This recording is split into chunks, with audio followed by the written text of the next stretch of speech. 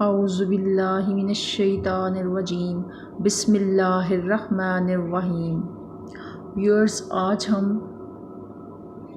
जो है exercise number unit number 1 में एक्सरसाइज नंबर 1.5 का क्वेश्चन नंबर 6 जो हमने किया था लास्ट टाइम, उसका फर्स्ट पार्ट हमने किया था। आज हम इसका सेकंड पार्ट करेंगे, ठीक है। तो इसका क्वेश्चन नंबर 6 का सेकंड पार्ट जो है वो हम इस वीडियो के अंदर जो है वो आपको एक्सप्लेन करके समझाएंगे। तो लेक्चर शुरू करने से पहले अगेन आपसे रिक्वेस्ट है कि प्लीज़ मेरे चैनल को सब्सक्राइब करें और बेल आइकन को प्रेस करें ताकि हर आने वाली न्यू वीडियो के बारे में आपको इंटीमेशन मिल सके।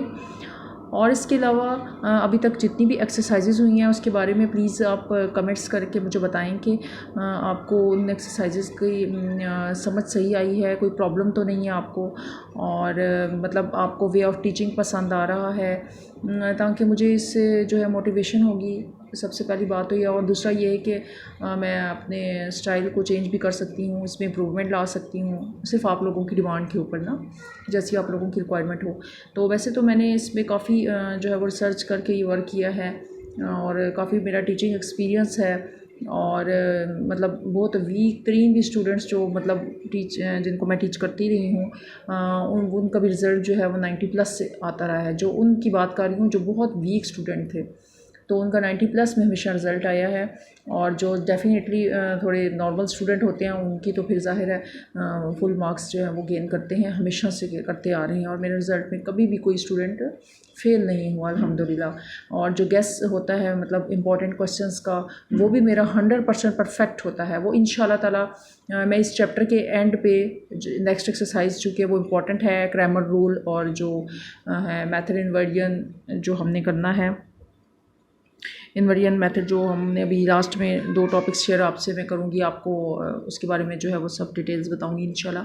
तो वो करने के बाद जब हमारा ये चैप्टर कंप्लीट हो जाएगा तो फिर मैं आपको इसके इंपॉर्टेंट क्वेश्चंस के भी निशान इंशाल्लाह लगवा दूँगी, ताकि जिससे आपको पेपर्स की प्रिपरेशन में बहुत आसानी होगी। और इसके अलावा ये है कि शॉर्ट टाइम में अगर आपने प्रिपरेशन करनी हो तो उसके लिए ये है कि आपको बहुत इंपॉर्टेंट क्वेश्चंस का अगर पता हो तो फिर स्टूडेंट्स के लिए जो है वो थोड़ी आसानी हो जाती है।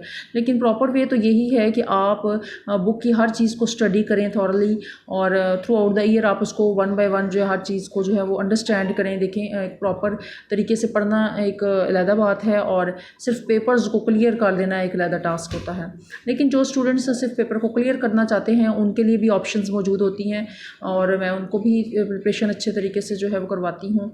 लेकिन जो स्टूडेंट बहुत बेसिक से और हर चीज़ को अंडरस्टैंड करना चाहते हैं उनके लिए तो डेफिनेटली ये जो भी काम वर्क मैं डिटेल से कर रही हूँ वो अगर इसको प्रॉपरली जो है वो सारे लेक्चर्स थ्रू आउट सुनते रहेंगे और उनमें उसकी प्रैक्टिस वगैरह करते रहेंगे तो इंशाल्लाह कभी भी जो है वो उनको किसी भी जगह पे नाकामी का सामना नहीं करना पड़ेगा।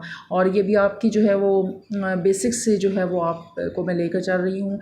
यही चीज़ें अगर आप लोग अभी पढ़ेंगे तो हायर क्लासेस में भी अगर आप मैथ्स में इंटरेस्टेड हैं तो वो डेफिनेटली आपकी एक बेस बन जाएगी, और आपको आगे जो है वो इसका इंटरेस्ट बढ़ जाएगा मैथ्स के सब्जेक्ट का। तो ये एक इम्पॉर्टेंट सब्जेक्ट है और जिसको क्लियर करना भी बहुत ज़रूरी होता है। और वैसे भी ये आपकी फील्ड ऑफ लाइफ जो है उसके अंदर भी इसकी बहुत इंपॉर्टेंस है, आप खुद भी इसको अच्छे तरीके से जानते हैं। तो इस लिहाज से थोड़ी सी मतलब आपका टाइम मैंने लिया है, आपको ये थोड़ी सी इसकी एक्सप्लेनेशन देना, मोटिवेशन करना बहुत ज़रूरी था। अब आते हैं हम अपने टॉपिक की तरफ, और अगेन आपसे रिक्वेस्ट है कि आप प्लीज़ मेरे चैनल को सब्सक्राइब ज़रूर कर दें, ठीक है जी। अब आ जाते हैं हम क्वेश्चन की तरफ। क्वेश्चन नंबर 6 का ये हमारे पास है सेकंड पार्ट। तो इसमें हमारे पास आप देख रहे हैं कि क्वेश्चन नंबर 6 में है if a is equal to 4 -1 0 2, b is equal to -4 1 2 -2 1, और d हमारे पास ये मैट्रिक्स गिवन है, then verify that. First part हमने लास्ट टाइम कर लिया था और अब हम सेकंड पार्ट कर रहे हैं इसका कि डी ए का होल इन्वर्स किसके इक्वल है, a इन्वर्स d इन्वर्स के इक्वल है जी। तो आप ये देखेंगे कि हमारे पास एक मैट्रिक्स ए और डी, हमें इन दोनों की रिक्वायरमेंट है, हमने क्वेश्चन से यहाँ पे लिख लिए हैं, 2 मैट्रिसेस लिख ली हैं, और अब हमारे पास लेफ्ट हैंड साइड जो है वो इसकी क्या है, डी ए का होल इन्वर्स है, ठीक है जी। ये हमारी क्या है रिक्वायरमेंट है इसकी के लिए अब हमें किस किस चीज़ की ज़रूरत है, हमें इसको देख के ही पता चल रहा है कि डी ए का होल इन्वर्स जब हमने फाइंड करना है तो सबसे पहले हम इसका फॉर्मूला लिखेंगे। एज वी नो, हम जानते हैं कि इसका फॉर्मूला क्या है, adjoint of D A over D A का डिटर्मिनेंट, ये इसका फॉर्मूला है। अब ये तो हमने लिख लिया। अब नेक्स्ट आप देखें कि एडजॉइंट ऑफ डी ए चाहिए हमें, इसी तरह डी ए का डिटर्मिनेंट चाहिए। तो एडजॉइंट ऑफ डी ए तो तब ही आएगा ना जब आपके पास डी ए की मैट्रिक्स होगी। तो अब आप डी ए की मैट्रिक्स बनाने के लिए क्या करेंगे, डी मैट्रिक्स डी को और ए को मल्टीप्लाई करेंगे, यानी हमें इसकी प्रोडक्ट की ज़रूरत है। तो आप ये वाली मैट्रिक्स यहाँ पे लिख दीजिए और फिर ये वाली मैट्रिक्स भी यहाँ पर लिख दीजिए। अब आपने डी ए लिखा है तो पहले डी की मैट्रिक्स लिखनी है, फिर ए की मैट्रिक्स लिखनी है। आपने ऐसा नहीं करना कि पहले ए लिख दे और बाद में डी लिख दे, तो इससे क्वेश्चन है रॉन्ग हो जाएगा। तो आपने डी ए में क्या करना है, पहले आपने डी वाली मैट्रिक्स लिख दी, ठीक है, ये वाली, और उसके बाद आपने ए वाली मैट्रिक्स ली। अब हम इसका प्रोडक्ट करेंगे। प्रोडक्ट का वही प्रोसीजर है पुराना कि फर्स्ट रो फर्स्ट कॉलम, ठीक है जी, फर्स्ट रो को फर्स्ट कॉलम से मल्टीप्लाई कर दें। ये फर्स्ट रो है और ये इसका फर्स्ट कॉलम है, मल्टीप्लाई करेंगे 3 इंटू 4 प्लस 1 इंटू -1। तो ये देख रहे हैं आप 3 इंटू 4 प्लस 1 इंटू -1। नेक्स्ट क्या है जी, फर्स्ट रो सेकंड कॉलम, ये है जी हमारे पास सेकंड कॉलम, ठीक है। ये तो ये क्या हो जाएगा 3 into 0 1 into 2, 3 into 0 plus 1 into 2, ठीक है, इसमें प्लस फॉर्मूले का है। इसी तरह सेकंड रो फर्स्ट कॉलम, तो सेकंड रो और फर्स्ट कॉलम को जब आप मल्टीप्लाई करेंगे तो फर्स्ट एंट्री फर्स्ट से मल्टीप्लाई हो रही है, -2 into 4 plus 2 into -1, -2 into 4 plus -2 into 4 plus 2 into -1, 2 into -1। इसी तरह second row second column, first entry first से मल्टीप्लाई होगी, -2 इंटू 0 और plus 2 into 2, -2 into 0 plus 2 into 2। यहाँ तक आपको बात समझ आ गई? तो अगेन यहाँ पे वो मैं लिख देती हूँ, फर्स्ट रो फर्स्ट कॉलम, मैं इस तरीके से लिख रही हूँ जी, फर्स्ट रो फर्स्ट कॉलम। अब फर्स्ट रो ही रहने दें, कॉलम सेकंड कर दें, ठीक है। फर्स्ट रो को फिर हमने सेकंड कॉलम से मल्टीप्लाई किया यहाँ पर। अब सेकंड रो फर्स्ट कॉलम है, यहाँ पे आएगा सेकंड रो फर्स्ट कॉलम, यहाँ आ जाएगी सेकंड रो सेकंड कॉलम, यहाँ पे आएगा सेकंड रो सेकंड कॉलम, ठीक है जी। ये आपको एक मैंने ट्रिक बताई हुई है जिसको आपने मद्देनज़र रखते हुए इसको सॉल्व करके यहाँ पे लिखना है। देख लें, पहले रो फिक्स है फर्स्ट, फिर रो सेकंड फिक्स है, ठीक है, और इस तरह से कॉलम चेंज हो रहे हैं। अब आप ये देखिएगा कि इसको सिंप्लीफाई हम करेंगे, 3 4 12 प्लस माइनस माइनस और 1 1 1।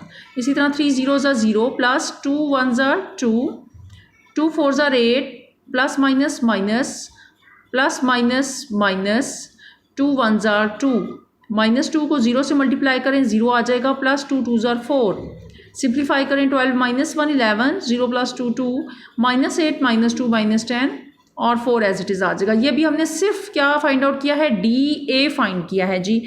अभी हमने जब डी ए फाइंड आउट कर लिया, हमारे पास इसकी प्रोडक्ट आ गई, तो अब हम इसका क्या फाइंड आउट करेंगे, एडजॉइंट। अब हमें रिक्वायरमेंट है एडजॉइंट ऑफ डी ए की। तो एडजॉइंट ऑफ डी ए आपके पास क्या होगा कि ये जो डायगोनल एंट्रीज हैं दोनों, ठीक है, इनको आप चेंज कर देंगे। 4 ऊपर चला जाएगा, 11 नीचे आ जाएगा। देख लें यहाँ पे 4 ऊपर चला गया है, 11 नीचे आ गया है।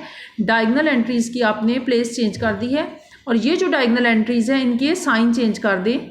यहाँ पे प्लस हो जाएगा और यहाँ पे माइनस, ये देख रहे हैं आप, यहाँ प्लस हो गया और यहाँ पे माइनस। अब हमारे पास एडजॉइंट ऑफ डी ए भी आ गया है, तो एडजॉइंट ऑफ डी ए भी आ चुका है। अब हमारे पास क्या रह गया है, डी ए का डिटर्मिनेंट। इसका डी ए का आपने डिटर्मिनेंट निकालना है। बास का स्टूडेंट मिस्टेक ये कर देते हैं कि एडजॉइंट ऑफ डी ए निकाला होता है, इसी को अगला स्टेप में वो कर रहे होते हैं और इसी का उठाकर डिटर्मिनेंट निकाल देते हैं। तो आपने ऐसा नहीं करना। डी ए का डिटर्मिनेंट ले लीजिए, तो वो देखें आपके पास क्या आएगा, ये डी ए है, ठीक है जी। इसका डिटर्मिनेंट हम ले रहे हैं, आपने स्ट्रेट लाइन के साथ डी ए वाली मैट्रिक्स लिख दी, 11 2 -10 4 है। तो ये आप देख लें, डी ए हमारे पास यही आया हुआ है, 11 2 -10 4, ठीक है जी। तो नेक्स्ट आपने इसका लेन डिटर्मिनेंट कैसे होगा, 11 इंटू 4 -10 इंटू 2 -10 इंटू 2। फॉर्मूले का यहाँ पे क्या आता है हमेशा माइनस। 11 4 44, minus minus plus, 10 2 20। इन दोनों को हमने ऐड किया, 64 आ गया। 64 आ गया है। डिटर्मिनेंट लेने से अगर मैट्रिक्स 0 नहीं आई ना, कोई नंबर आ गया है 0 तो नहीं आया, तो अगर 0 आ जाता तो सिंगुलर होती, इन्वर्स फाइंड नहीं कर सकते थे। लेकिन हमारा चूँकि मैट्रिक्स ज़ीरो नहीं आया, कोई नंबर हमारे पास आ गया है, अब हम मज़ीद इसका इन्वर्स फाइंड आउट कर सकते हैं। ठीक है जी, तो हम अब डी ए इन्वर्स का फॉर्मूला हम यहाँ पे लगा रहे हैं, adjoint of D A over D A determinant. हमने सब कुछ फाइंड आउट कर लिया है। एडजॉइंट ऑफ डी ए जो है ये हमारे पास यहाँ पे आया हुआ है, तो ये हमारा हम देखते हैं हमारे पास क्या आया है। ये आया है जी एडजॉइंट ऑफ डी ए 4 - 2 10 11, 4 - 2 10 11, और नीचे डी ए का जो डिटर्मिनेंट है वो आपके पास आ गया है 64, ये आ गया जी 64। नेक्स्ट हमने क्या करना है, 4 डिवाइडेड बाई 64, हर नंबर से हर एंट्री से डिवाइड कर दें। 4 divided by 64, -2 divided by 64, 10 divided by 64, 11 divided by 64। ये देख रहे हैं सारी एंट्रीज होगी। ये मिस्टेकनली मैंने यहाँ पे लाइन लगा दी थी, तो वो मैंने यहाँ पे क्रॉस किया हुआ है। ठीक है, तो इसका मतलब ये नहीं है कि डिवाइड हो रहा है, ये मिस्टेकनली हो गया है, तो मैंने इसको काट दिया। डी ए का होल इनवर्स आपके पास क्या आ गया, आप ये देखिए जी, 4 1s are 4, 4 16s are 64 होता है। इसी तरह 2 1s are 2, 2 3s are 6, 2 2s are 4, तो ये आ जाएगा -1/32। इसी तरह ये देखिए 2 5s are 10, और यहाँ आ जाएगा 2 3s are 6, 2 2s are 4, ये आ जाएगा 5/32। तो ये एज इट इज़ उतर आएगा आपके पास। The A whole inverse is equal to this, इसको हमने क्वेश्चन का नाम दे दिया है। आप यहाँ तक तो समझ गए होंगे। ये भी हमारे पास क्या आई है, लेफ्ट हैंड साइड। हमने इसकी लेफ्ट हैंड साइड सॉल्व की है, अब हमारा टास्क है राइट हैंड साइड को सॉल्व करने का। ये देख रहे हैं डी ए का होल इनवर्स हमने फाइंड आउट कर लिया है, डिफाइन कर चुके हैं आप। अब हमने क्या करना है, ए इनवर्स और डी इनवर्स फाइंड करना है। ठीक है जी, और ए और डी हमारे पास ये मैट्रिक्स गिवन है। राइट हैंड साइड है A inverse D inverse. Firstly हमें इसके लिए क्या फाइंड करना है, ए का इनवर्स हमें चाहिए, डी का इनवर्स भी हमें चाहिए, दोनों हमारी रिक्वायरमेंट्स हैं। तो हमें पता है कि ए का इनवर्स क्या है जी, ए का इनवर्स क्या होगा, वही formula same, adjoint of A over A determinant. जिस भी चीज़ का इनवर्स फाइंड करना है उसकी आपने ऊपर एडजॉइंट लिखनी है और उसी का जो है वो नीचे डिटर्मिनेंट ले लेना है। तो यहाँ पे ए है तो हम एडजॉइंट ऑफ ए लेंगे, नीचे ए का डिटर्मिनेंट लेंगे। एज हम जानते हैं कि ए हमारे पास क्या है, 4 - 1 0 2 क्वेश्चन में गिवन है। तो अब आप इसका सबसे पहले हमें क्या निकालना है, एडजॉइंट ऑफ ए निकालना है। एडजॉइंट ऑफ ए के लिए क्या करेंगे जी, इसके डायगोनल की एंट्रीज आप चेंज करेंगे। ये 2 ऊपर चला जाएगा, 4 नीचे आ जाएगा, और ये जो है डायगोनल एंट्रीज इनके साइन चेंज कर दें, ये प्लस हो जाएगा और 0 के ऊपर कोई इफेक्ट नहीं होगा। तो एडजॉइंट ऑफ ए आपके पास ये आ गया है। ठीक है जी, नेक्स्ट आप देखिएगा, अब ये हमने निकाल लिया है एडजॉइंट ऑफ ए। ठीक है, ये एडजॉइंट ऑफ ए, इसकी वैल्यू निकाल लिया। अब हमारे पास इसकी वैल्यू नहीं है, ए डिटर्मिनेंट निकालना है। तो ये ए मैट्रिक्स है हमारे पास, हम इसका यहाँ पे ये डिटर्मिनेंट ले रहे हैं। ठीक है, इसका डिटर्मिनेंट स्ट्रेट लाइंस के साथ शो करें। उसके बाद क्या होगा, 4 × 2 - 0 × -1, 4 × 2 - 0 × -1, 4 2s are 8, minus minus plus, 0 1s are 0। तो डिटर्मिनेंट आपके पास क्या आ गया, 8 आ गया, which is also does not equal to 0 है। ठीक है, तो जब 0 नहीं होता तो तभी आप इसका आगे इन्वर्स फाइंड करते हैं। ए इन्वर्स अब क्या है हमारे पास, adjoint of A over A determinant, values put up कर दें। एडजॉइंट ऑफ ए भी हमने पीछे निकाल ली है। क्या आया है हमारे पास एडजॉइंट ऑफ ए, ये आया है 2 1 0 4। ये देखिए जी 2 1 0 4, और ए का डिटर्मिनेंट आ गया हमारे पास 8। अब हर एंट्री के साथ 8 को डिवाइड करवाएं, 2/8, 0/8, 1/8, 4/8। ठीक है, 2 1s are 2, 2 4s are 8।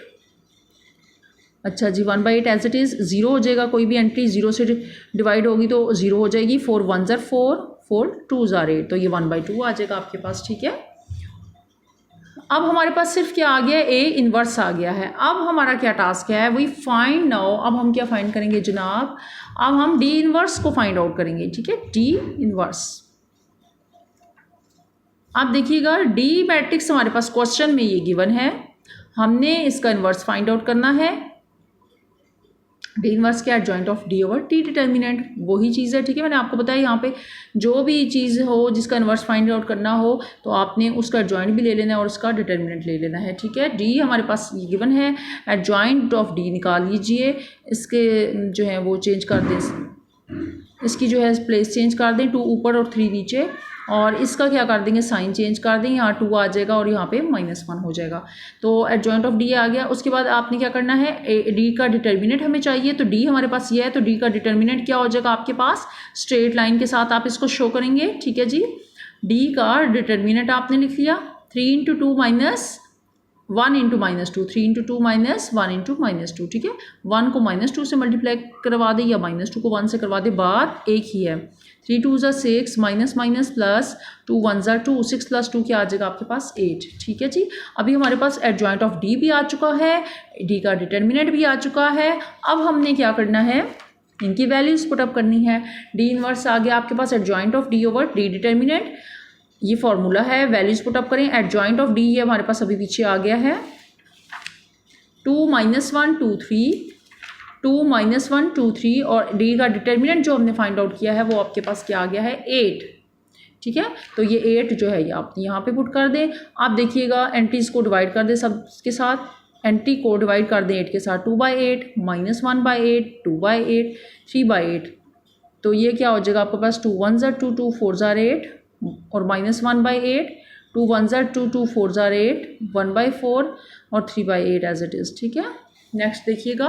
Now अब हमने क्या फाइंड करना था, असल में हमारा टास्क था कि हमने ए इनवर्स और डी इनवर्स को फाइंड करना है। ये देख लीजिए पीछे, ये हमारा टास्क क्या था, ये देख रहे हैं, हमने A inverse D inverse find करना था, तो हमने ये सारा काम किया। ठीक है, हमने इसका इनवर्स निकाला है और डी का इनवर्स निकाला है, और अब हम इसके अंदर वैल्यूज पुटअप करने लगे। आप देखिएगा ए इनवर्स क्या आया है, ये आया है आपके पास, ये हमने ये लिख दी मैट्रिक्स, और डी इनवर्स क्या आया है, ये मैट्रिक्स आई है, ये यहाँ पे हमने लिख दी। ठीक है, अब ए इनवर्स की मैट्रिक्स और डी इनवर्स की मैट्रिक्स का प्रोडक्ट ले लें जी।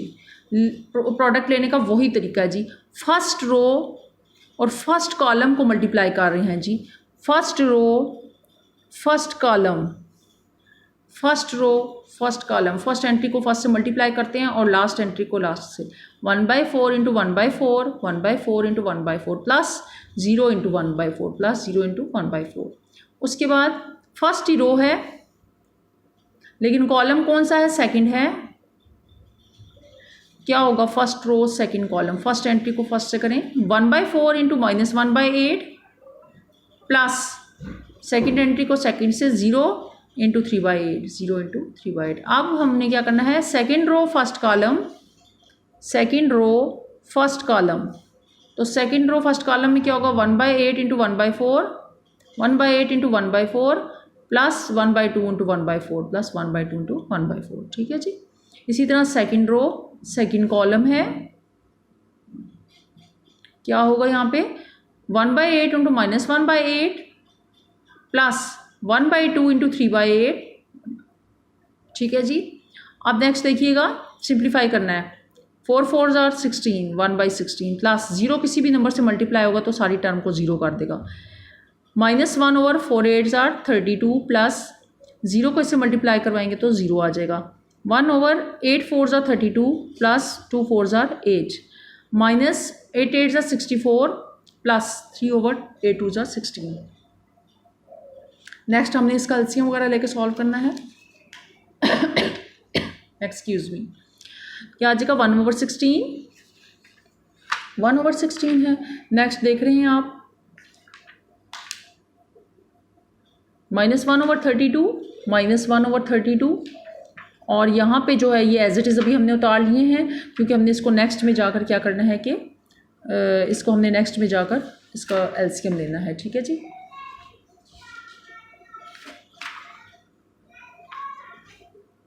अच्छा यहाँ पे एक ना आप देख रहे होंगे कि -1/16 नहीं आ रहा, 1/16 आ रहा है, ये आप मैंने मिस्टेक करनी लिख दिया। ठीक है, इसको ठीक कर। अच्छा जी, यहाँ तक बात समझ आ गई आपको, 1/16 एज इट इज़, ये वाली भी टर्म एज इट इज़। इसका लें जी एलसीएम, 32 और 8 का एलसीएम 32 आएगा। ठीक है, अब देखिएगा एलसीएम जिनको नहीं आता वो देख लें, 32 1s are 32, अगेन ये जो 1 आ जाता है इसको ऊपर वाले नंबर से 1 से मल्टीप्लाई करेंगे तो 1 आ गया। 8 कितने सा 32 है, 8 4s are 32, 4 को ऊपर वाले नंबर से मल्टीप्लाई करें, 4 1s are 4 आ जाता है। ठीक है, इस तरह से ये आ गया।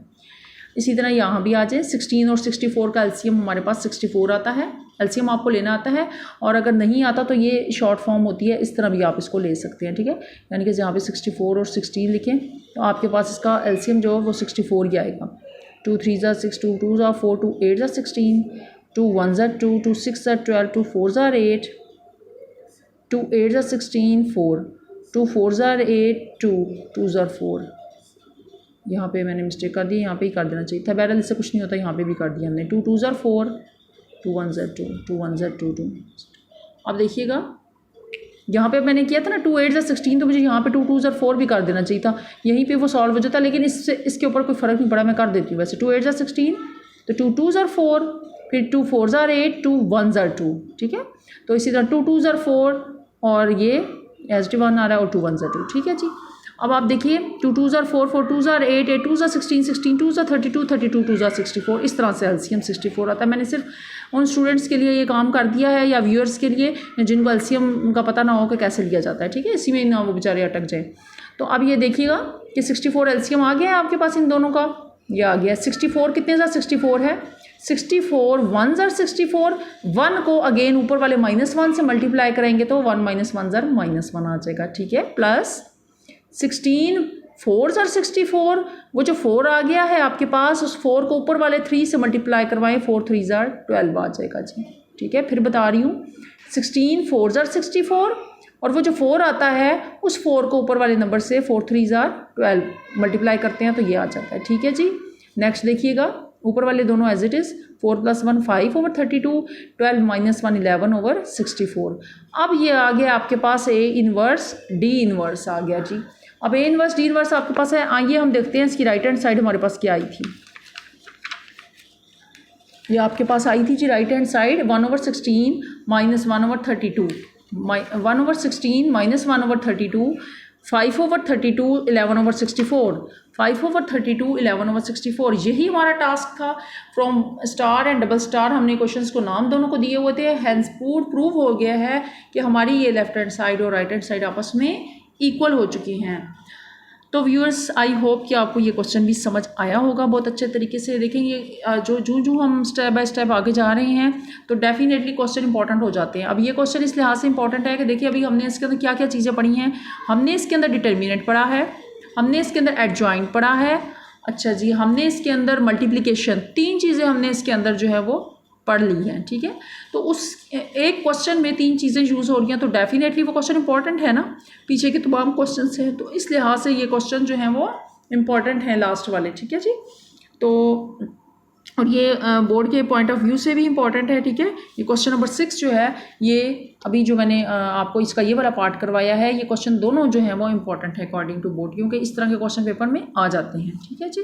तो आई होप आपको इस लेक्चर की अच्छी समझ आई होगी। तो व्यूअर्स आपसे अगेन रिक्वेस्ट है कि आप मेरे चैनल को ज़रूर सब्सक्राइब करें। देखिए आपके सब्सक्राइब करने से एक तो मोटिवेशन होती है और डेफिनेटली सी बात है कि हमें इसका बेनिफिट भी होता है। देखिए मैं एक वीडियो बनाना इतना मुश्किल नहीं होता जितना इसको जो है वो मतलब यूट्यूब पे चढ़ाना मुश्किल होता है। इसके लिए बहुत सारा लंबा मतलब प्रोसीजर है, वो करके तो आपको उसको फिर लाना होता है यहाँ पर। तो ये डेफिनेटली मैं इतनी मेहनत इसलिए कर रही हूँ कि एक तो आप लोगों की आसानी के लिए, ठीक है, और ये सब आपका भी काम है। टीचिंग करना एक प्रोफेशन ही बहुत अच्छा है, लेकिन दूसरे उसके साथ साथ ये है कि इसमें मुझे भी बेनिफिट है।